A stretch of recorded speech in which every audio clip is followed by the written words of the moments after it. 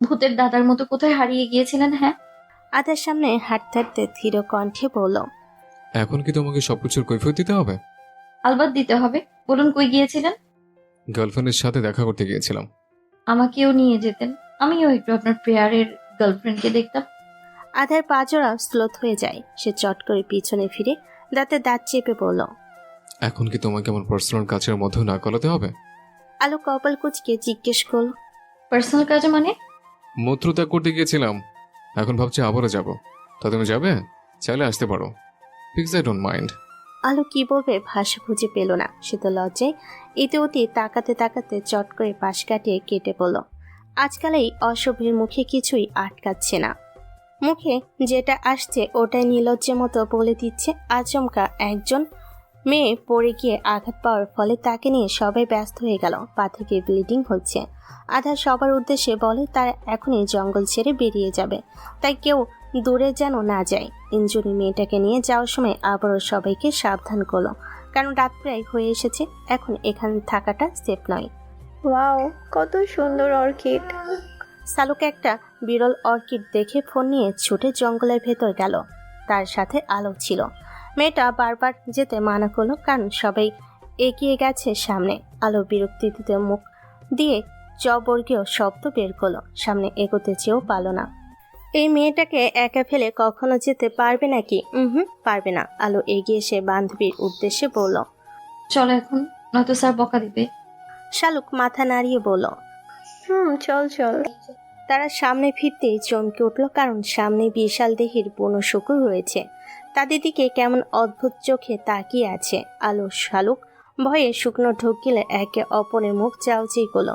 তারা চিৎকার দেওয়ার আগে বনের সব নিস্তব্ধতা চিরে বুনো শুকুরটা চিৎকার করে উঠল। তারপর ছুটে আসতেই দুজনে দৌড় মারল। শালুক গ্রামের মেয়ে হয়, সে খুব অনায়াসে গাছে উঠতে পারে।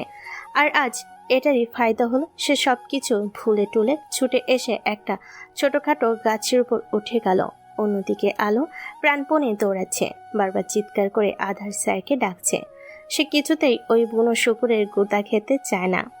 ছুটতে ছুটতে একসময় পাথরের সাথে তার পা বেঁধে গেল। মেয়েটা কিছু বুঝে ওঠার আগেই সে নিয়ন্ত্রণ হারিয়ে পাহাড়ের ঢাল দিয়ে গড়িয়ে নিচে পড়ে যায়। তবে সে সরাসরি নিচে থাকা লেকের পানিতে পড়ে না, বরং লেকের সাথে মিশে থাকা একটা পাথরে ঢিলায় গিয়ে পড়ে এবং তার গোড়ালি মচকে যায়। শরীরের ও পায়ের অজস্র যন্ত্রণায় আলো গুঙ্গিয়ে উঠল। পরনের পোশাক ছিঁড়ে গিয়ে নাজেহাল অবস্থা মেয়েটার। ধারালো পাথরে যেখানে সেখানে চামড়া ছিলে গিয়েছে। কপাল কেটে রক্ত গড়িয়ে পড়ছে। আলো আধো আধো চোখে তাকিয়ে নীরবে কেঁদে উঠল। শরীরটা থেতলে গিয়ে ব্যথায় শেষ হয়ে যাচ্ছে তার। সামান্য ওঠার শক্তিও নেই। মনে হচ্ছে কেউ সব শক্তি শুষে নিয়ে গিয়েছে। চোখের সামনে শুধুই অন্ধকার আর অন্ধকার দেখছে। সে একটু নড়চড় করতে গিয়ে অনুভব করলো তার পেটের উপর দিয়ে কিছু একটা বেয়ে চলে গেল। আচমকা বরফের মতো ঠান্ডা স্পর্শে তার সর্বাঙ্গ কেঁপে উঠল। কয়েক মিনিটের মতো নিঃশ্বাস আটকে মরার মতো পড়ে রইল। তারপর আবারও কিছু একটা অনুভব করে মুহূর্তে পুরো জঙ্গল কাঁপিয়ে চিৎকার করে উঠল। আধার স্যার? সবাইকে নিয়ে জঙ্গল থেকে বের হয়ে এলো। তারপর হঠাৎই কিছু একটা খেয়াল করে আধার থেমে গেল। চট করে ঘাড় ঘুরিয়ে আশেপাশে তাকিয়ে কাঙ্ক্ষিত ব্যক্তিকে খুঁজল, কিন্তু সে চিরচেনা রমণী সুন্দর মাসুম চেহারাটা নজরে এলো না। আধার আবারও ভালো করে সবার মাঝে মেয়েটাকে খোঁজার চেষ্টা করলো, কিন্তু না, এদের মধ্যে কোথাও নেই মেয়েটি। তাহলে হুট করে মেয়েটা কোথায় গেল? এরই মধ্যে শালুক দৌড়াতে দৌড়াতে ছুটে আসে। কুজো হয়ে দুই হাঁটুতে ভর দিয়ে হাঁপাতে হাঁপাতে বলে, শুকুর, বুনো শুকুর আলোকে তাড়া করছে, আর মেয়েটা ভয়ে জঙ্গলের গভীরে ঢুকে গেছে। আমি অনেক দেখেছি, কিন্তু কোনো সাড়া শব্দ পাইনি। জীবজন্তুর ভয়ঙ্কর ডাকে আমি চলে এসেছি। শালুকের কথা শুনে সবাই ঘাবড়ে গেল। তামান্না ছুটে এসে চিল্লিয়ে বলল, তুমি মেয়েটাকে একা রেখে চলে এলি কিভাবে? তো আমি কি করতাম? ওকে খুঁজতে গিয়ে যদি আমার কোনো বিপদ হতো তখন? তামান্না কি বলবে বুঝতে পারল না। এইদিকে মেয়েটার ফোনটা সহ ব্যাগ তার কাছে। আসার পথে তার ঘাড়ে চাপিয়ে দিয়েছিল, অথচ এখন মেয়েটাই গায়েব। সব ঠিক আছে না? মানে এইখানে দাঁড়িয়ে কেন সবাই?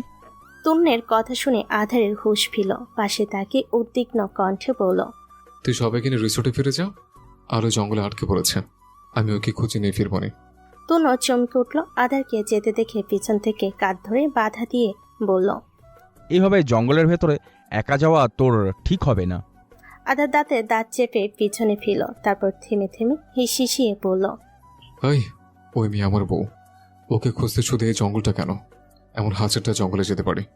এ কথা বলে আর দাঁড়ায় না আধার। টর্চ নিয়ে এক ছুটে জঙ্গলের ভেতর প্রবেশ করলো। আর মনে মনে চাইল মেয়েটা যেন ঠিক থাকে। রাত ঘনিয়ে এসেছে, পুরো জঙ্গল দ্বিগুণ নিস্তব্ধতায় ছেয়ে গেছে। আধার এক হাতে মোটা লাঠি এবং অন্য হাতে টর্চ নিয়ে এদিক ওদিক ছুটছে আর আলোকে ডাকছে। মেয়েটার জন্য চিন্তায় চিন্তায় তার মাথাটা ফেটে যাচ্ছে। এজন্যই সে জঙ্গলে নিয়ে আসতে চায়নি মেয়েটাকে। সারাক্ষণ যেটা ভয় পেয়েছে এখন ওটাই হলো। এখন না জানি মেয়েটা কেমন অবস্থায় আছে। আধার জঙ্গলের আরো গভীরে ঢুকে অধৈর্যের মতো চিৎকার করে উঠল। হ্যালো? নিস্তব্ধ জঙ্গলের ভেতর দিয়ে চিৎকার ভয়ঙ্কর ঠেকলো বটে। আশেপাশে গাছপালা থেকে পাখিরা ভয়ে ডানা ঝাপটিয়ে উড়ে গেল। একটা গাছের মগডালে সাপ দেখেও ভয় পেল না আধার, বরং আরো ভেতরে প্রবেশ করলো এবং আবারও মেয়েটার নাম ধরে চিৎকার করে ডেকে ওঠে। অন্যদিকে স্যারের কণ্ঠস্বরে আলোর শরীরটা কেঁপে উঠল, তবে চোখ মেলে তাকানোর সাহস করলো না, কারণ সে অনুভব করতে পারছে কিছু একটা তার গা ঘেঁষে বসে আছে। তাই তো মরার মতো পড়ে আছে, মাঝে মধ্যে নিঃশ্বাসও আটকে রাখছে। এখানে পড়ার সময় খেয়াল করেছিল পাশে একটা লেক আছে, ওখান থেকে না আবার কুমির টুপির উঠে এসেছে। সে কিছুতেই কুমিরের পেটে যেতে চায় না। আধার একসময় একটা পাহাড়ের উপর আসে। মেয়েটার নাম ধরে ডাকতে চেয়েও কিছু একটা দেখে গলায় কথা আটকে গেল। টর্চের সাদা আলোয় নিচে লেকের পাশে তাক করলো। মুহূর্তে কয়েকটা হার্টবিট মিস হয়ে যায়। আধার চোখ মুখের ঘাম মুছে জোরে শ্বাস নিয়ে নিজেকে সামলিয়ে আশেপাশে তাকিয়ে নামার পথ খুঁজল।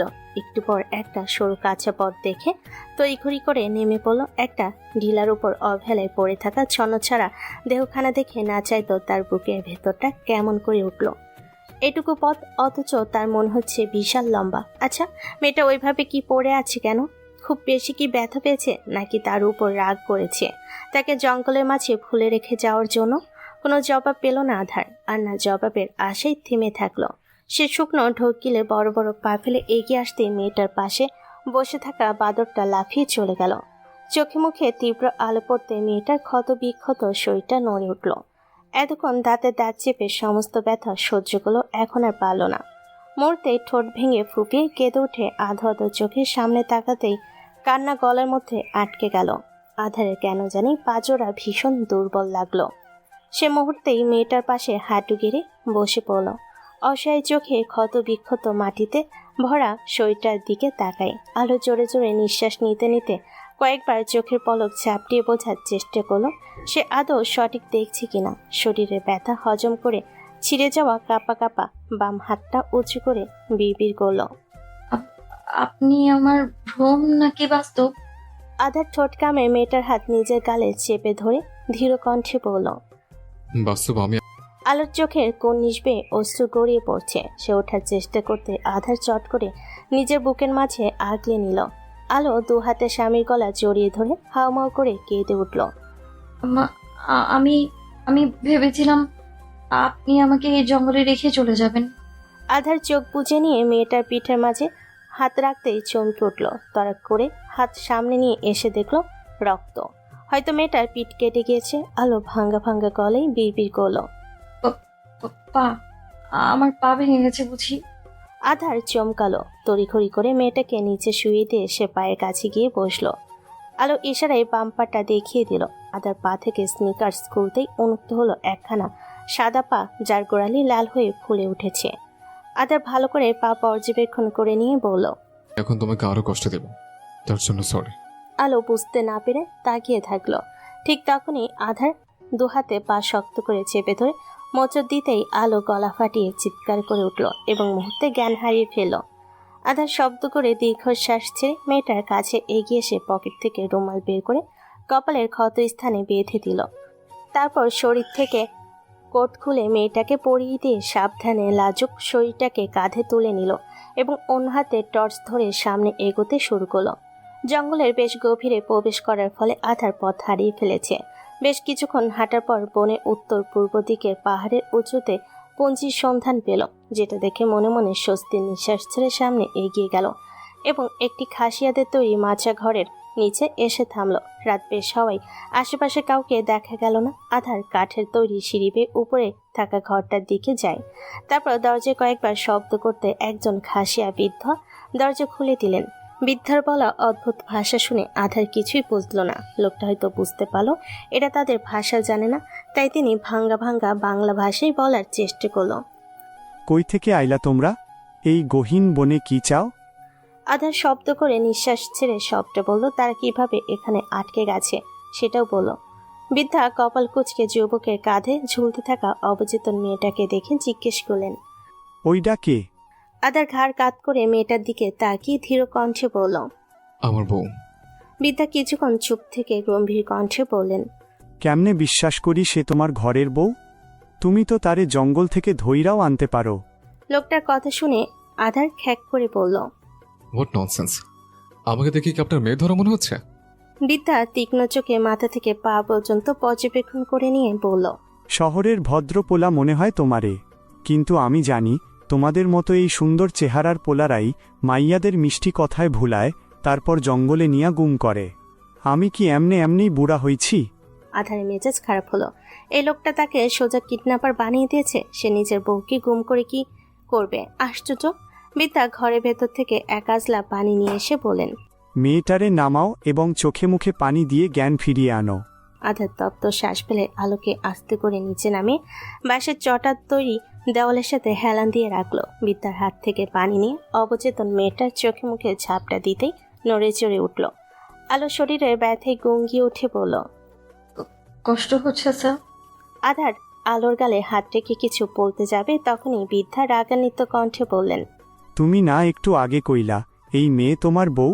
তাহলে এখন তোমারে স্যার ডাকে কেন? তার মানে আমি ঠিকই ধরছি, তুমি এই মেয়েকে তুলে নিয়ে আইছো। তোমারে তো আমি বাইধা রাখবো।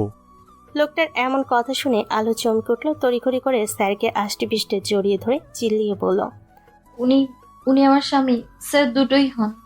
উনি আমাকে কেন তুলে নিয়ে আসবে?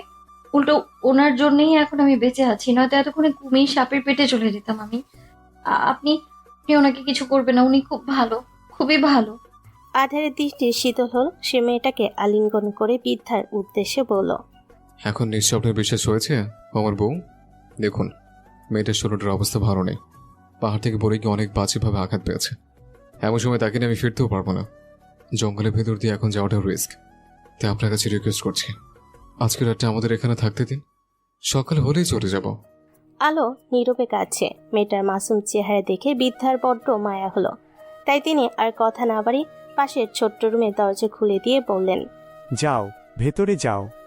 আধার জোরে নিঃশ্বাস ছেড়ে আলোকে পাজা কোলে তুলে নিয়ে বাঁশের তৈরি ঘরের ভেতর প্রবেশ করল। ঘরের ভেতরটা বেশ অন্ধকার এবং শীতল। বাঁশের চটা দিয়ে তৈরি দেওয়ালের ফাঁক দিয়ে চাঁদের আলো তেসরাভাবে ভেতরে এসে পড়ছে। ঘরে এক কোণে রাখা আছে বড় বড় বাঁশের তৈরি ছুরি, যাতে তারা পান সংগ্রহ করে বিছানা বলতে পারেন। বাঁশের তৈরি মজবুত একটা চাটাই, তার উপর কয়েকটা মোটা কাঁথা ভাঁজ করে রাখা শক্ত কোনো কাপড়ের পুটলি বালিশ হিসাবে আছে। বাঁশের মেঝে হওয়ায় হাঁটলে একটা মচমচ শব্দ হচ্ছে, যা রাতের নির্জনতায় বেশ অদ্ভুত লাগছে। আলোকে নিয়ে এসে চাটের উপর শুয়ে দিল আধার। আপাতত আজ রাতটা কষ্ট করে হলো এখানে কাটাতে হবে, এছাড়া আর উপায় নেই। অন্যদিকে আলো শারীরিক যন্ত্রণায় কাটাচ্ছে। জ্ঞান হারিয়েই তো ভালো ছিল, এই অসহনীয় ব্যথা সইতে হতো না। আধার বুঝতে পারছে না এখন কি করবে। এত রাতে ডাক্তার কই থেকে আনবে? তবু সে মেয়েটাকে রেখে বাইরে এলো। কিছু একটা তো করতে হবে, নয়তো মেয়েটা ব্যথায় পুরো রাত এভাবে ছটফট করবে। কিন্তু তাকে বেশি কিছু করতে হলো না। ওই খাসিয়া বৃদ্ধ লোকটাই দুটো পাত্র এনে দিল, একটাতে বুনো ঔষধি পাতার রস আর একটাতে চুন হলুদের লেপ। আধা সেগুলো নিয়ে এসে প্রথমে চুন হলুদের লেপটা আলোর পায়ের গোড়ালিতে মেখে কাপড়ের টুকরো দিয়ে বেঁধে দিল। বাঁশের তৈরি মোড়া নিয়ে মেয়েটার পাশে বসলো। তারপর শরীর থেকে কোট খুলে নিল। কপালে ক্ষত স্থান ওই ঔষধি রস দিয়ে রক্ত মুছে দিয়ে লেপ লাগিয়ে সেখানেও কাপড় বেঁধে দিল, যেন রক্ত পড়া বন্ধ হয়। মেয়েটাও ফুল হাতার গাউন পরে আছে, যেটা নোংরা হয়ে ছিঁড়ে টিড়ে নাজেহাল অবস্থা। উন্মুক্ত হওয়া ত্বকগুলো শুকিয়ে যাওয়া রক্ত পরিষ্কার করে দিল। তখন মনে পড়ল মেয়েটার পিঠে ভিজে ছিল। আধার আলতো হাতে মেয়েটাকে ডাকলো। কোমরে ব্যথা পাওয়ার ফলে সে বসে থাকতে কষ্ট হচ্ছে আলোর, সেটা হয়তো উপলব্ধি করতে পারলো আধার। তাই তো দুর্বল মেয়েটাকে নিজের বুকের মাঝে ঠাঁই দিল। পিছন থেকে চুল সরিয়ে জামার জিপার খুলে দেখে লম্বাভাবে চামড়া ছিলে গিয়ে রক্ত শুকিয়ে আছে। নিচে কোমরের দিকেও রক্তের হালকা দাগ। আধার চোখ বুজে আড়ালে দীর্ঘশ্বাস ছাড়ল। মেয়েটি একটু বেশি ব্যথা পেয়েছে। সে কিছু একটা ভেবে ধীর কণ্ঠে বলল, তোমার ড্রেস খুলতে পারি? আলো দাঁত চেপে দুহাতে স্বামী বুকের কাছে শার্ট খামচে ধরে নীরবে চোখের পানি ফেলছিল। তখন লোকটার কথা শুনে চোখ মেলে তাকায়। সে বুঝতে পারছে কেন মানুষটা এমন করতে চাচ্ছে, কারণ তার জামার আড়ালেও অনেক ক্ষত স্থান আছে। আলো চোখ বুজে লম্বা শ্বাস নিল। স্বামী তো হয়, কোনো পরপুরুষ না তো, তাহলে এত কিসের আপত্তি? লোকটা কখনোই তার দিকে বাজে নজরে তাকাবে না, এইটুক তো বিশ্বাস রয়েছে। তাই সে ছোট্ট করে বলল, হুম। অনুমতি পেয়েও কিছুক্ষণ থম মেরে বসে থাকলো আধার। তারপর তপ্ত শ্বাস ছেড়ে সহসায় মেয়েটার জামা খুলে দেয়। তারপর পিঠের ক্ষত স্থান পরিষ্কার করে লেপ লাগিয়ে দিয়ে আলোকে ওইভাবে নিয়ে চুপ করে বসে থাকলো। কিছুক্ষণ পর লেপ শুকিয়ে এলে মেয়েটাকে শুয়ে দিয়ে শরীরে বাকি ক্ষত স্থানে ওষুধ লাগিয়ে দিল।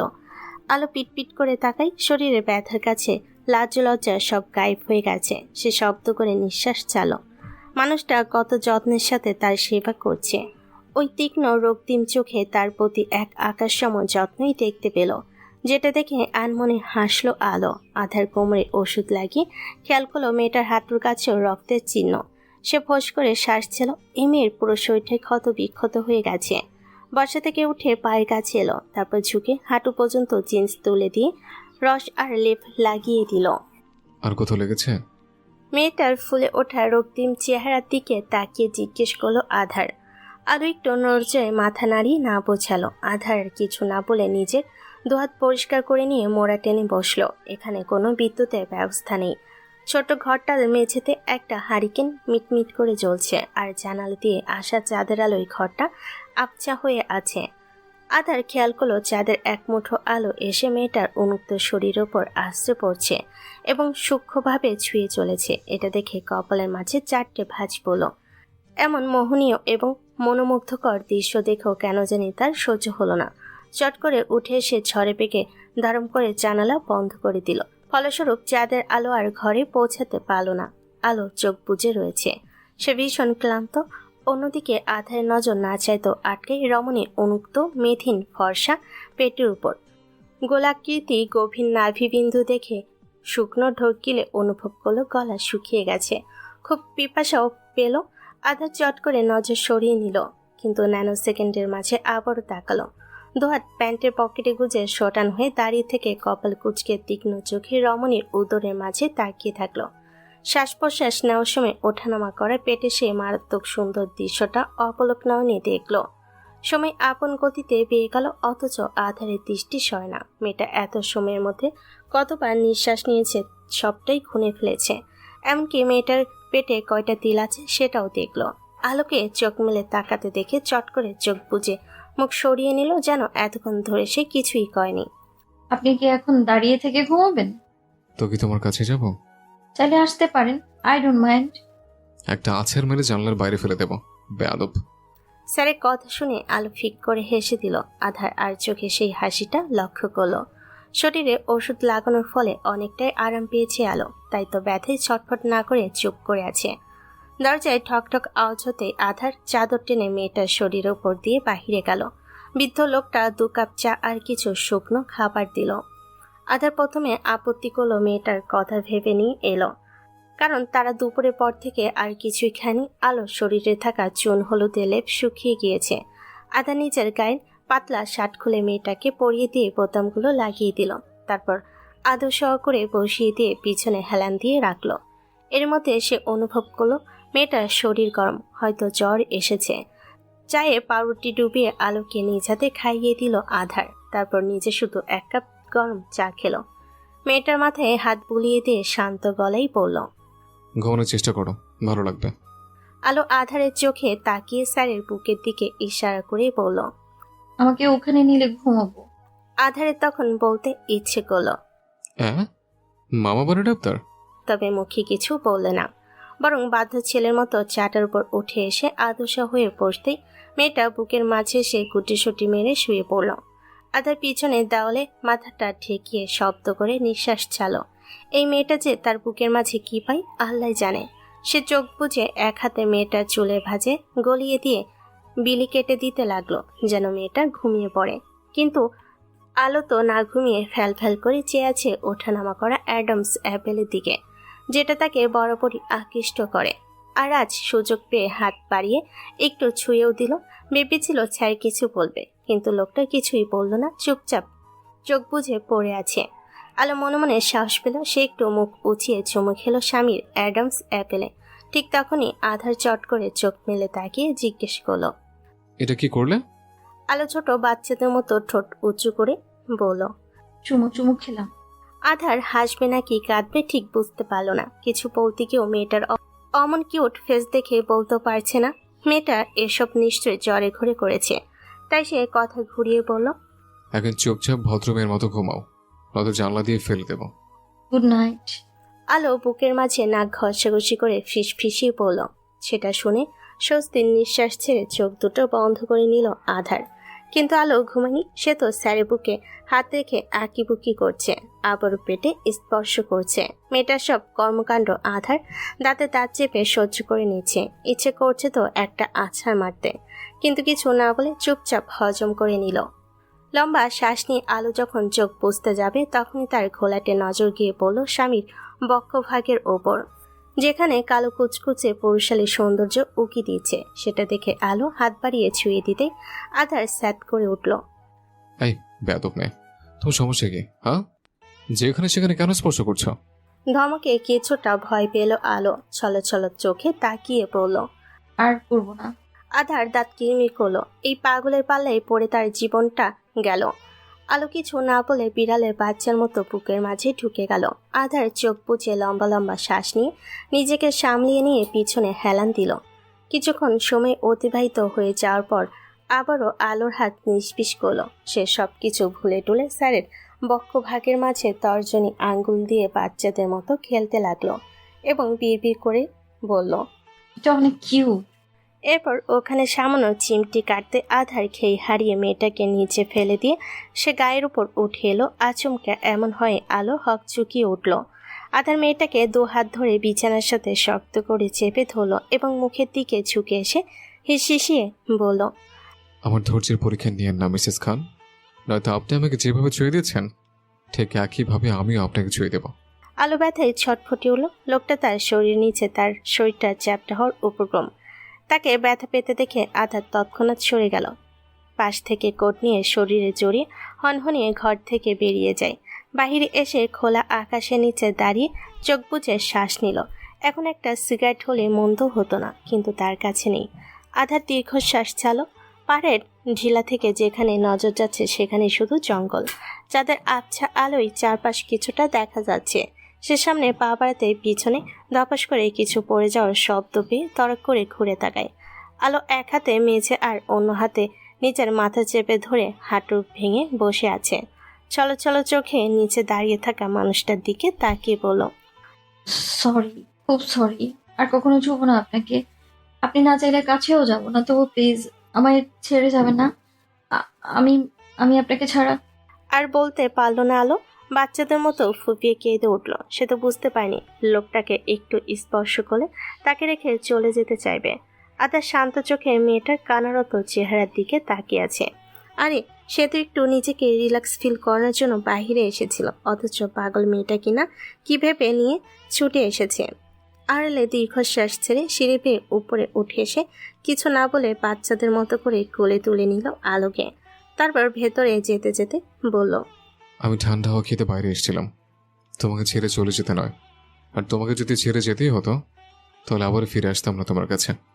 আলো শান্ত হলো। দুহাত স্বামীর গলা ও দুপায়ে কোমর পেঁচিয়ে ধরে মাথা সোজা করে জানতে চাইল, আমার স্পর্শ আপনার খারাপ লাগে?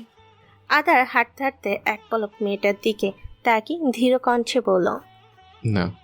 জবাব শুনে আলো হাসলো আর আধার দীর্ঘশ্বাস ছাড়ল। মেয়েটার জ্বর বেড়েছে, তাই এমন পাগলামি করছে। আলো ঘোর লাগা চোখে স্যারের রক্তিম ঠোঁটের দিকে তাকিয়ে আছে। সে কিছুক্ষণ আগে মানুষটাকে কি বলেছে সবটা ভুলে গিয়ে মুহূর্তে একটা অঘটন ঘটিয়ে দিল। আলো চট করে স্যারের ঠোঁটের মাঝে শক্ত চুমু বসিয়ে দিল। মেয়েটার এহেন কাজে আধার স্তব্ধ হয়ে গেল। একই সাথে হার্টবিট মিস করে ব্যালেন্স হারিয়ে নিচে পড়ে যেতে যেতে পাশের দেওয়ালে হাত রেখে নিজেকে সামলিয়ে নিল। অন্য হাতে মেয়েটার কোমর চেপে ধরল যেন নিচে না পড়ে যায়। আধারে মন চাইল মেয়েটাকে মাথায় তুলে আছাড় মারতে। এই মেয়েটা তাকে শান্তিতে বাঁচতে দিবে না বুঝতে পারছে। সে জোরে জোরে শ্বাস নিয়ে সোজা হয়ে দাঁড়ালো। বেহাইয়া মেয়েটা দাঁত বের করে হাসছে। সে চল শক্ত করে কিছু বলতে যাবে, তখনই চোখ দুটো বড় বড় হয়ে গেল। একই সাথে ঠোঁটে চিনচিনে ব্যথা অনুভব করো বোকার মতো দাঁড়িয়ে রইল। অনুভব করলো তার হার্টবিট থমকে গেছে। এই বুঝি অ্যাটাক ফ্যাটাক করে হাসপাতালে পৌঁছে যায়। আলো ঠোঁট ছেড়ে কাঁধে মাথা ঠেকিয়ে চোখ বুজে ঘুমো ঘুমো কণ্ঠে অস্পষ্ট স্বরে বিড়বিড় করল। আপনি আমার হাতে দুবার কামড়েছেন, তাই আমিও একটু কামড় দিলাম, এখন হিসাব বরাবর। বলেই ঘুমে ঢলে পড়ল আলো। নিজের সব ভার ছেড়ে দিতেই আধার ঘোরের মধ্যে থেকে বেরিয়ে এসে মেয়েটাকে আগলে নিল এবং এলোমেলো পায়ে এগিয়ে এসে চাটের উপর সাবধানে শুয়ে দিল। সোজা হয়ে দাঁড়িয়ে নিজের ঠোঁটে আঙ্গুল ছুঁয়ে অনুভব করলো কেটে গিয়েছে। আধার ঠোঁট মুছে শব্দ করে নিঃশ্বাস ছাড়ল। শরীর থেকে কোট খুলে মেঝেতে বসে চাটের সাথে হেলান দিল। কিছুক্ষণ ঠোঁট কামড়ে চোখ বুজে বসে থাকলো। তারপর ঘাড় কাত করে পাশে ঘুমিয়ে থাকা রমণীর দিকে তাকালো। শয়তান মেয়েটা তাকে জ্বালিয়ে পুড়িয়ে শেষ করে দিয়ে এখন কি সুন্দর আরামসে ঘুমাচ্ছে, অথচ আজ রাতের ঘুমটা তার উধাও হয়ে গেল। সূর্যের আলো ফুটতেই খাসিয়া বিদ্যার প্রতি অনেক কৃতজ্ঞতা জানিয়ে বিদায় নিয়ে আলোকে নিয়ে রওনা দিয়েছে আধার। জ্বরে মেয়েটার শরীর পুড়ে যাচ্ছে, জ্ঞান হারিয়ে তার কাঁধের উপর পড়ে আছে। হাসপাতালে না নেওয়া অবধি সে শান্তি পাবে না। পায়ে হেঁটে সতর্কতার সাথে জঙ্গলের ভেতর দিয়ে হেঁটে চলেছে। আসার সময় লোকটা বেরোনোর রাস্তা দেখিয়ে দিয়েছে, তাই খুব সহজেই জঙ্গল ছেড়ে বেরিয়ে আসতে পারল এবং দেখল তন্য কয়েকজন মানুষকে নিয়ে এদিকেই আসছে। হয়তো তাদেরকে খোঁজার জন্য এসেছে। কি হয়েছে মেয়েটার? তন্য আলোকে খেয়াল করে চিন্তিত গলায় জিজ্ঞেস করলো। আধার কপালে স্লাইড করতে করতে বলল। তন্য আর কথা বাড়ল না, নিজের সঙ্গে করে নিয়ে যেতে যেতে কিছু একটা দেখে বলল। তোর ঠোঁটে কি হয়েছে? আধার তপ্ত শ্বাস ফেলে বিড়বিড় করে বলল। বেয়াদব পোকা কামড়েছে। পোকা নাকি তোর বউ কামড়েছে?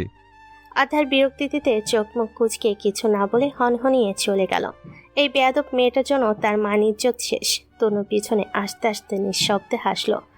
আলোকে নিয়ে সোজা হাসপাতালে এসেছে আধার। তারপর সবকিছু কমপ্লিট করে মেয়েটাকে ভর্তি করিয়ে দিয়েছে। আপাতত এখানেই চিকিৎসা চলবে। পুরো একটা দিন এবং একটা রাত হাসপাতালে থেকে পরের দিন সকালে রিসোর্টে ফিরে এসেছে। এখানে তারা একদিন থাকবে, তারপর ঢাকায় ফিরবে। গতকালই সকল স্টুডেন্টকে নিয়ে তন্য ও অন্য শিক্ষক চলে গিয়েছে। যেহেতু এখানে আসার আগে দিন নির্ধারিত করা ছিল, তাই তারা সময়ের মধ্যেই চলে গিয়েছে। নয়তো এটা নিয়ে আবার সবার পরিবারকে কৈফিয়ত দিতে হবে। আর সে ঝামেলা চায়নি। আলোর বন্ধুমলকে ভুজুং ভাজুং বুঝিয়ে সুঝিয়ে পাঠিয়ে দিয়েছে। বিচ্ছুগুলো মেয়েটাকে ছেড়ে যাবে না। সে কোনো মতে সবাইকে বুঝিয়ে আলোর শরীরের আগের থেকে কিছুটা ভালো হলো। হাঁটতে একটু সমস্যা হচ্ছে, গোড়ালিতে এবং হাঁটুতে বেশ ভালোই আঘাত পেয়েছিল।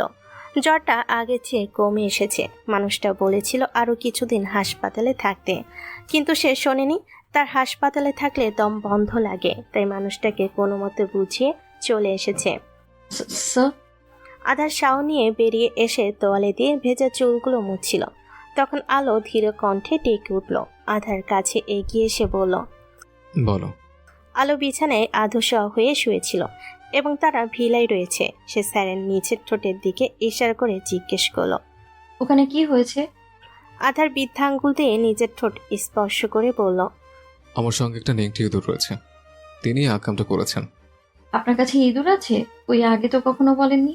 আমি জানতাম না, কিন্তু গত পরশু রাতে জেনেছে। আলো বিছানার হেডবোর্ডে মাথা ঠেকিয়ে বলল। সত্যি করে বলুন না, আপনার ঠোঁট কে কামড়ে দিয়েছে? তুমি ব্যতীত আধার খান কিছু আর সাহস নমিয়ে রাখে না। স্যারের কথা শুনে আলো খুব বেশি অবাক হলো না, কারণ তার সেই দিন রাতের আবছা আবছা কিছু মুহূর্তে মনে আছে। সে তো দেখতে চেয়েছিল লোকটা কি বলে। আধার চুপচাপ রুম থেকে বেরিয়ে গিয়ে দুপুরে খাবার নিয়ে এসে মেয়েটাকে খাইয়ে দিয়ে ওষুধ খাইয়ে দিল। তারপর নিজেও খাবার খেয়ে নিল। 2 রাত থেকে তার একটুও ঘুম হয়নি। তাই সিদ্ধান্ত নিল এখন একটু ঘুমাবে। যেই ভাবা সেই কাজ। রুমের বাতি নিভিয়ে আলোর পাশে এসে বালিশে মুখ গুজে উপুর হয়ে শুয়ে পড়ল, কিন্তু তার ঘুম ধরছে না, উল্টো মাথা ব্যথা করছে। কিছুক্ষণ দাঁতে দাঁত চেপে ঘুমানোর চেষ্টা করো, যখন চোখের পাতায় ঘুম ধরে দিল না তখন উঠে বসলো। মাথা ব্যথা করছে? আলোর কথা শুনে আধার ছোট্ট করে জবাব দিল। হুম। আপনি চাইলে ওই দিনের মতো আমার কোলে মাথা রাখতে পারেন, আমি হেড ম্যাসাজ করে দিচ্ছি। আধার কিছু সময় চোখ বুজে চুপ করে থাকলো, তারপর ভদ্র ছেলের মতো মেয়েটার কোলে মাথা রাখলো। আলো মুচকি হেসে দু হাতে যত্ন সহকারে কপালে ম্যাসেজ করে দিতে লাগলো। আধার আরাম পেয়ে নাকে মুখে শব্দ করে নিঃশ্বাস ছাড়লো। তারপর হঠাৎই পাশে ঘুরে দু হাতে মেয়েটার পাতলা কোমর জড়িয়ে ধরে নরম পেটের মাঝে মুখ গুজিয়ে দিল। মাঝে মধ্যে এমন একটু আদ্য হলে মন্দ হয় না। আলো ঠোঁট কামড়ে হেসে স্বামীর মাথায় হাত বুলিয়ে দিতে থাকলো। তারপর ভাবলো, এই পসা স্যারটা একটু হলেও তার, হয়তো বেশি। দীর্ঘ ৬-৭ ঘন্টা জার্নি করার পর অবশেষে খানবাড়িতে পৌঁছালো আধার এবং আলো। গ্রাম থেকে তাহমিনা খান রাতে ফিরে এসেছে। তিথি এসে একদিন থেকে আবার চট্টগ্রামে ফিরে গেছে। নাতবইয়ের অসুস্থতার কথা শুনে সোফান খান এসে দেখে গিয়েছে মেয়েটাকে। লম্বা জার্নি করে আসার ফলে মেয়েটা ভীষণ ক্লান্ত, তাই আজ পুরো দিনটাই শুয়ে থেকে কাটিয়ে দিয়েছে। এমনিতেই হাঁটলে খুঁড়িয়ে খুঁড়িয়ে হাঁটতে হচ্ছে, তাই সে খুব একটা হাঁটাহাঁটি করছে না। বাড়িতে ফেরার পর আধার দাদাজানের কাছে এক দফা বকাবকি খেয়েছে। ওনার মতে সে ইচ্ছে করে মেয়েটাকে জঙ্গলে রেখে এসেছিল, ফলস্বরূপ মেয়েটার এখন এই অবস্থা। আধার চুপচাপ সব কথা হজম করে নিয়েছে। বলতে গেলে এক কান দিয়ে ঢুকিয়ে অন্য কান দিয়ে বের করে দিয়েছে, কারণ সে জানে এই বুড়াইটা ওই পাজি মেয়েটাকে একটু বেশি ভালোবাসে। তাই অহেতুক কথা বাড়াতে চায়নি। কিছু বললেও কানে তুলবে না, উল্টো আরও তাকেই কথা শোনাবে। শুনলাম ওই মেয়ে নাকি এখানেই থাকছে। সন্ধ্যার দিকে রান্নাঘরে দাঁড়িয়ে থেকে হালিম রাঁধছিল আধার। এই কটা দিনে জ্বরের জন্য মেয়েটা কিছু খেতে পারছে না, ভাত তো মুখেই তুলতে চাচ্ছে না। সে কোনো মতে ধমকে ধামকে জোর করে খাইয়ে দেয়। মেয়েটা আবার বাইরের জিনিস খেতে পছন্দ করে, আর তার অপছন্দ, তাই বাড়িতেই একটু ঝালঝাল করে হালিম তৈরি করছে। ঠিক তখনই পাশ থেকে তাহমিনা খানের কথা শুনে ফিরে তাকায় এবং শান্ত গলায় বলে, এখানে থাকবে না তো কোথায় থাকবে? আমার জানা মতে এটাই তার বাড়ি, শ্বশুর বাড়ি। তুমি তো মেয়েটাকে বউ হিসেবে মানো না তাহলে? আধার কিছুক্ষণ চুপ থেকে বলল, আমি মানি বা না মানি, এদিকে আমাদের সম্পর্ক মিথ্যে হয়ে যাবে। আর মেয়েটা আমার বউ হয়ে থাকলে আমার কোনো অসুবিধা নেই। তাহমিনা খানের চেহারায় গাম্ভীর্য ফুটে উঠল। আধার মনোযোগ সহকারে হালিম নাড়তে নাড়তে ধীর কণ্ঠে বলল, এখানে থাকতে আমি বলেছি মেয়েটাকে। আশা করছি এই বিষয়ে আপনি ওকে কিছু বলবেন না। তাহমিনা খান পাল্টে প্রশ্ন করলেন, ওই মেয়েটার জন্য এইভাবে কাজকাম ছেড়ে দিয়ে আর কতদিন বসে থেকে রান্না করবে? কি আর করবো বলুন, কপাল করে পেয়েছিলাম একটা পরিবার যেখানে আমার বউকে দেখার মতো কেউ নেই। দাদা চান বৃদ্ধ মানুষ, তিনি তো আর কিছু করতে পারবেন না, তাই আমি আমার বউকে সেবা করছি। আর এতে যদি বাড়িতে 1 মাসও বসে থেকে রান্না করতে হয় তাহলে প্রস্তুতি আধার খান। তুমি তো আগে এমন ছিলে না। সময় পরিস্থিতি মানুষকে পাল্টে দেয়, আর আমি কখনোই নিজের দায়িত্ব থেকে পিছু পা হইনি। তাহমিনা খান আর কিছু বললেন না, ওখান থেকে হনহনিয়ে চলে গেলেন। আধার আড়ালে দীর্ঘশ্বাস ছাড়ল। হঠাৎই সে মনে মনে নিজের মাকে একটা প্রশ্ন করল, আচ্ছা মা, তুমি থাকলেও কি এমন করে মেয়েটাকে অবহেলা করতে? পরক্ষণেই আবার বলল, কখনোই না। তুমি তো আমার বেস্ট মা ছিলে, যার কাছে শুধু আদর আর ভালোবাসা পাওয়া যেত। আজ তুমি যদি থাকতে তাহলে নিশ্চয়ই মেয়েটাকে আমার থেকে বেশি ভালোবাসতে, আদর করতে, কারণ এই বাজি মেয়েটা এমনই। আধার আনমনে হেসে গ্যাস বন্ধ করে দিল। তারপর কাছে 2টা বলে গরম গরম হালিম তুলে নিয়ে প্রথমে দাদাজানের রুমে গেল। দাদাজানকে হালিম দিয়ে নিজের রুমে এসে দেখে আলো বিছানায় উল্টো দিকে শুয়ে আছে, যার অর্ধেক শরীর বাইরে চলছে। ঝুলে থাকতে যদি এতই ভালো লাগে তাহলে বাগানের কাছে গিয়ে ঝুলে থাকো, তোমাকে তো আর এমনি বাদর বলি না। আলো হতাশ কণ্ঠে বলল, কিছু ভালো লাগছে না স্যার। পাহাড় থেকে আরেকবার ঝাঁপ দাও, তাহলে দেখবে ভালো লাগবে। একথা বলে এগিয়ে এসে টি টেবিলের উপর ট্রে রাখলো।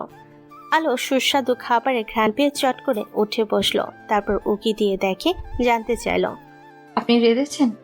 আধার তোয়ালে নিয়ে ওয়াশরুমে যেতে যেতে বিড়বিড় করে বলল, আমারও তো ঢাকা পড়েনি। আলো প্রচুর বিরক্ত হই, এই সার ব্যাটার তেরামি আর ভালো লাগে না। সে ফোঁস করে শ্বাস ফেলে হালিমের বাটি নিয়ে ফু দিয়ে দিয়ে খেতে শুরু করলো। তারপর একটু গলা উঁচিয়ে বলল, পাহাড় থেকে পড়ার পর যদি এমন মজাদার খাবার পাওয়া যায় তাহলে আমি প্রতিবার পড়তে রাজি আছি। কথার বিপরীতে শোনা গেল। এবার খাবার তোমার পেটে নয়, বরঞ্চ তুমি খাবার হয়ে যাবে কোমরের পেটে। আলোর শরীরটা ভালো, তাই আজ ভার্সিটিতে গিয়েছে আধার। যাওয়ার সময় মেয়েটাকে বলে গিয়েছে অহেতুক টই টই করে যেন না ঘুরে এবং রেস্ট নিতে, কিন্তু আলো শুনলে তো সে কথা। বিকেল হতে না হতেই বাগানে এসে ফুলের গাছে পানি দিতে শুরু করেছে। খুঁড়িয়ে খুঁড়িয়ে হেঁটে হলো তার এখন ফুলের গাছে পানি দেওয়া চাই। এ কি নাতবো, তুমি এখানে? সোবান খান বাগানে হাঁটতে এসেছিলেন, তখন মেয়েটাকে দেখে জিজ্ঞেস করলেন।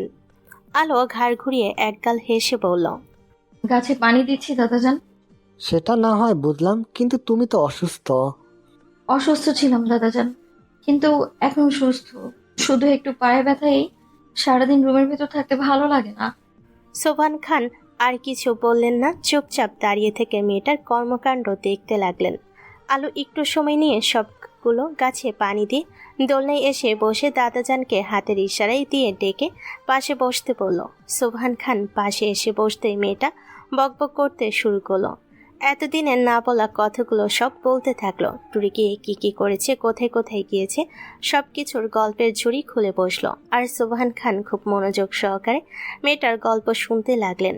আলো বাগানে এখন একা দোল খাচ্ছে। একটু আগে সোবান খান বাইরে গিয়েছে, প্রায় সন্ধ্যা হয়ে এসেছে, আর একটু পর স্যারও চলে আসবে। মানুষটার কথা মনে হতে আলো উঠে দাঁড়ায়। এখন রুমে গিয়ে ভদ্র মেয়ের মতো শুয়ে থাকবে। একটু বেশি হাঁটাহাঁটি করার জন্য বাম পাটা টনটন করছে। সে আর না দাঁড়িয়ে থেকে আস্তে আস্তে হেঁটে সামনে এগোতে লাগলো। বাগান থেকে বেরিয়ে আসতেই আলোর চোখ দুটো বড় বড় হয়ে গেল, কারণ তার দিকে একটা বাইক ছুটে আসছে। বাইকটা একদম তার গা ঘেঁষে থামলো। আচমকা এমন হয় সে ভয় পেয়ে পিছিয়ে যেতেই ধপাস করে নিচে পড়ে গেল। হাতে ব্যথা পেয়ে লোকটার উপর খেকিয়ে উঠল। ওই কানা, চোখের মাথা খেয়েছেন নাকি কম দেখেন? বাইকের উপর বসা যুবকটা একটানে মাথার হেলমেট খুলে ফেল। আলো কিছু বলতে চেয়েও চমকে উঠল। বড় বড় চোখে তাকিয়ে থেকে অবাক কণ্ঠে শুধালো, আপনি? রাত হেসে বলল, যাক বলে দাওনি তাহলে। আলোর ভীষণ রাগ হলো। এই শয়তানটার জন্য তার একটু হলেও সে হার্ট অ্যাটাক করতো। রাগে গজগজ করতে করতে উঠে দাঁড়িয়ে জামা কাপড় ঝেড়ে ঝাঁঝালো কণ্ঠে বলল, আমি আপনাকে বাঁচিয়েছিলাম, আর আপনি কিনা আজ আমাকেই মারতে চেয়েছেন। এই জন্যই বলে অন্যের ভালো করতে নেই। ইচ্ছে তো করছে ওই বাইক তুলে তখন আপনার মাথায় আছাড় মারি। তবে কথা কথা এত হাইপার হও কেন বলো তো, বোম্বে মরিস? যে যেমন তার সাথে আমিও তেমন। ওয়েট, একটু আগে কি বলেন? বোম্বাই মরিচ? এই, কাকে আপনি বোম্বাই মরিচ বলেন? হ্যাঁ, অবভিয়াসলি তোমাকে। আমি বোম্বাই মরিচ হলে আপনি একটা গন্ডার। রাত হেসে মেয়েটার দিকে মাথা এগিয়ে নিয়ে এসে ধীর কণ্ঠে বলল, এখানে কি করছো? আপনি কে যে আপনাকে কৈফিয়ত দিব? এখন কেউ না হলেও ভবিষ্যতে হব। আলো কপাল কুঁচকে কিছু বলতে যাবে, তখনই গম্ভীর কণ্ঠস্বর ভেসে এলো। কি হচ্ছে এখানে? আলো চট করে মাথা ঘুরিয়ে পাশে তাকাতেই দেখতে পেল গাড়ি থেকে নেমে আধার স্যার এসে দাঁড়িয়েছে।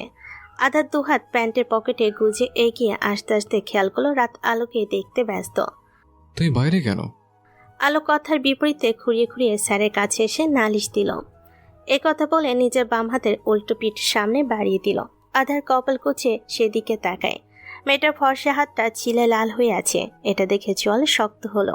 রাতের দিকে তাকিয়ে গম্ভীর কণ্ঠে বলল, এটা বাড়ি নাকি পার্ক মনে হয় তোর? দুটোই। রাত হামি তুলে বলল। আধার দাঁতে দাঁত পিষল। নেক্সট টাইম যদি তোর বাইকের জন্য মেয়েটা ব্যথা পায় তাহলে আমি ওই বাইকের আস্ত রাখবো না, মাইন্ডেড। রাত কপাল কুঁচকে তাকাই। এর আবার কবে থেকে মেয়েদের প্রতি এত দরদ হলো? আদালত দিকে তাকিয়ে শান্ত গলায় বলল, ওর তরফ থেকে আমি সরি। আলো তো কিছু বুঝতে না পেরে শুধু গেছে। এতক্ষণ যা হলো সবটাই মাথার উপর দিয়ে গেছে। আধার আবার বলল, এসো। কথা বলে মেয়েটার হাত ধরে আস্তে ধীরে ভেতরে নিয়ে গেল। আর রাত বাইকের উপর বসে থেকে তীক্ষ্ণ চোখে ওই হাত ধরে থাকার দৃশ্যটা দেখলো। তারপর কিছু একটা ভেবে মনে মনে বিড়বিড় করলো, তাহলে বোম্বাই মরিসি আদার খানের ওয়াইফ। কিন্তু এটা কিভাবে সম্ভব? তাদের না ডিভোর্স হলো? তাহলে রাত ঠোঁট কামড়ে কিছুক্ষণ চুপ থাকলো। তারপর বাইক থেকে নেমে বড় বড় পা ফেলে ভেতরে যেতে লাগলো। তার সকল প্রশ্নের উত্তর এখন একজনের কাছেই পাওয়া যাবে, আর সেটা হলো তার মা। আধার আলোকে রুমে নিয়ে এসে হাতে মলম লাগিয়ে দিল। আলো কিছুটা সময় থম মেরে বসে থেকে বুড়ো কুচকে জানতে চাইল, ওই লোকটা কে? আধার শার্টের বোতাম খুলতে খুলতে ধীর কণ্ঠে জবাব দিল। রাত এবারে ছোট ছেলে। আলো অবাক হলো, তার মানে সে দেবরের সাথে ঝগড়া করছিল। ঠিকই করেছি, ওই লোকটা বকাবকি শোনা ডিজার্ভ করতো, শুধু শুধু তার হার্টবিট বাড়িয়ে দিয়েছিল। তুমি কি চেনো? স্যারের কথা শুনে আলো মাথা নাড়িয়ে বলল, ওই যে বলেছিলাম না, একজন ঠসাকে বাঁচিয়েছিলাম, ওটাই আপনার ভাই, মানে আমার ঠসা দেবর। বলেই হাসলো আলো। আধার কিছু না বলে টি শার্ট ট্রাউজার নিয়ে ওয়াশরুমে চলে গেল। গোসল করে বেরিয়ে এসে আলোকে দেখতে না পেয়ে বিরক্ত হলো। এই লেংরুমে আবার কই গেল? হ্যাঁ, আলো রান্নাঘরে স্যারের জন্য খাবার রেডি করছিল, তখনই পাশ থেকে বাক্য টিক শুনে ঘাড় ঘুরিয়ে তাকায়। রাত শাওনি শুধু ট্রাউজার পরে দাঁড়িয়ে আছে। আলো নজর সরিয়ে ধীর কণ্ঠে বলল, বাই। রাত হাসলো, এগিয়ে এসে কাউন্টারের সাথে হেলান দিয়ে বলল, তুমি এমন কেন? আমি যেমনই হই তাতে আপনার কি? রাত উদাস কণ্ঠে বলল। তোমার মতো বোকামি আর দুটো দেখিনি। আলো কিছু বলল না। রাত ফের বলল, স্যারের জন্য কফি বানাচ্ছ? হুম, আমার জন্য হবে? অবশ্যই। আলো কফি বানিয়ে আগে রাতকেই দিল, হাজার হোক দেবর বলে কথা। রাত কফিতে চুমুক দিয়ে নাক মুখ কুচকে বলল, তোমার স্যারের মতো আমাকেও ব্যাটাশিক মনে হয়। আলো কিছুক্ষণ ভুরু কুচকে তাকিয়ে থেকে চিনি এগিয়ে দিল। রাত এক চামচ চিনি নিয়ে বলল, আদার খানের মতো সবাই তিতা না। আলো ভেঙচি কেটে অমলেট বানাতে ব্যস্ত হলো। রাত কফি খেতে খেতে বলল, অমন গুরুগম্ভীর লোকের কাছে কেন আসো? সুযোগ পেয়েছিলে তো মুক্ত হতে, তাহলে চলে গেলে না কেন? তুমি কি জানো তুমি এর থেকেও ভালো কাউকে ডিজার্ভ করো? আলো আনমনে হেসে বলল, আপনি ভুল বলেন ভাইয়া, স্যার গুরুগম্ভীর হলেও উনি আমার কাছে আলাদা। আর আমি কখনোই মুক্ত হতে চাইনি, ছোটবেলা থেকে তো মুক্ত পাখিই ছিলাম। এখন না হয় আপনার ভাইয়ের খাঁচায় বন্দি হয়ে থাকলাম, আর উনিই আমার কাছে বেস্ট অপশন, বিকজ আমাকে উনি ছাড়া আর কেউ সামলাতে পারবে না। রাত আরো কিছু বলতে যাবে, কিন্তু পেছনে কারোর অস্তিত্ব অনুভব করে ঘুরে তাকায়। আধার গম্ভীর মুখে দাঁড়িয়ে আছে। রাত কফির মগে লম্বা চুমুক দিয়ে পাশ কাটিয়ে চলে যেতে যেতে ফিসফিসিয়ে বলল, তোমার স্টুডেন্টের হাতের কপি মারাত্মক।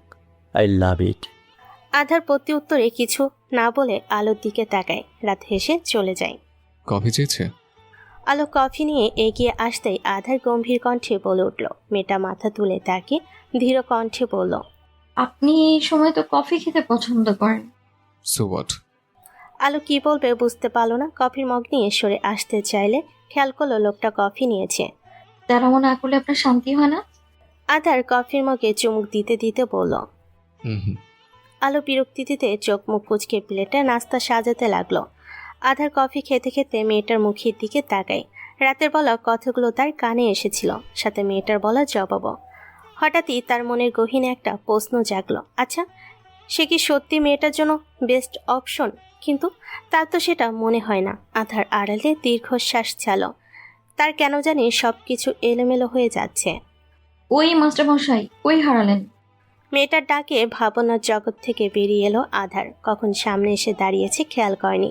সে নিজেকে সামলে নিয়ে বলল, বলো। ডাইনিং এ বসুন, আমি খাবার নিয়ে যাচ্ছি। রুমে নিয়ে এসো। বলে আধার কফি শেষ করে মগ কাউন্টারের উপর রেখে চলে গেল। আর আলো প্লেট নিয়ে পিছু পিছু ছুটল। খাবার নিয়ে আসতে বলে এখন আপনি ল্যাপটপ নিয়ে বসলেন কেন? আলো রুমে এসে দেখে মানুষটা ল্যাপটপ নিয়ে সোফায় বসেছে। এটা দেখে অবাক কণ্ঠে জিজ্ঞেস করলো, কিন্তু আধার কিছু বলল না। আলো কিছুক্ষণ থম মেরে দাঁড়িয়ে থেকে হঠাৎই হেসে উঠে বিড়বিড় করলো, এত নাটক না করে বললেই তো হয় আমার হাতে খেতে চান। টেবিলের উপর রাখো, কাছে এসে খেয়ে নেব। থাক, খাবারগুলোকে আর কষ্ট দিতে হবে না, তারা জলদি যেতে চায় আপনার পেটের ভেতর। এ কথা বলে আলো হাত ধুয়ে এসে স্যারের পাশে বসলো। পরোটা ছিঁড়ে ডিম নিয়ে মুখের সামনে ধরে বলল, আজ যদি আপনি আবার কামড় দেন তাহলে আমিও আবার কামড় দেব। আধার খাবার মুখে নিয়ে বলল, শুক্রিয়া আদায় করো, এখনো তোমার দাঁত ভেঙে দেয়নি। দাঁত ভেঙে দিলেও কি, নখ তো আছে, আপনার ওই কিউট জায়গায় কামড় দিয়ে দেবো, আমি চিমটে দেবো। বলে খিলখিল করে হেসে উঠল আলো। হাসি মাখা মুখের দিকে তাকিয়ে থেকে একসময় আধার অস্পষ্ট স্বরে বলে উঠল, যেদিন আমার সমস্ত ধৈর্যের বাঁধ ভেঙে যাবে ওই দিন দেখবো তুমি কোথায় পারো মিস কালো।